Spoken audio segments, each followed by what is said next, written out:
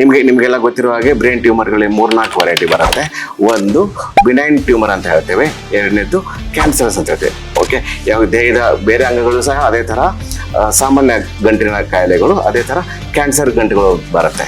So cancer ಗಂಟಲಲ್ಲಿ ಬ್ರೈನಲ್ಲಿ 2 ವಿಧ ಬರುತ್ತೆ. ಒಂದು ಮೆದುಳಲ್ಲೇ ಉತ್ಪನ್ನವಾಗುವಂತಹ ಗಂಟುಗಳು, ಅಂದರೆ ಮೆದುಳಿನ ನರಗಳಿಂದ ಆಗುವಂತಹ ಗಂಟುಗಳಿಗೆ ಪ್ರೈಮರಿ ಬ್ರೈನ್ ಟ್ಯೂಮರ್ ಅಂತ ಹೇಳ್ತೇವೆ.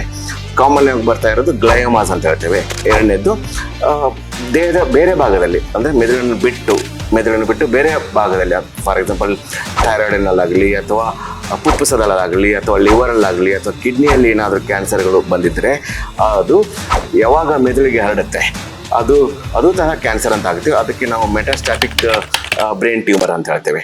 ಆರೋಗ್ಯದ ಬಗ್ಗೆ ಹೆಚ್ಚಿನ ಮಾಹಿತಿಗೆ ಡಾಕ್ಟರ್ ಮೂಲಕ ತಿಳಿಯಲು ಮ್ಯಾಕ್ಸ್ ಸೂಪರ್ ಸ್ಪೆಷಾಲಿಟಿ ಆಸ್ಪತ್ರೆಯ ಯೂಟ್ಯೂಬ್ ಹಾಗೂ ಸೋಷಿಯಲ್ ಮೀಡಿಯಾ ಚಾನೆಲ್ಗಳನ್ನು ಹಿಂದೆ ಸಬ್ಸ್ಕ್ರೈಬ್ ಮಾಡಿ.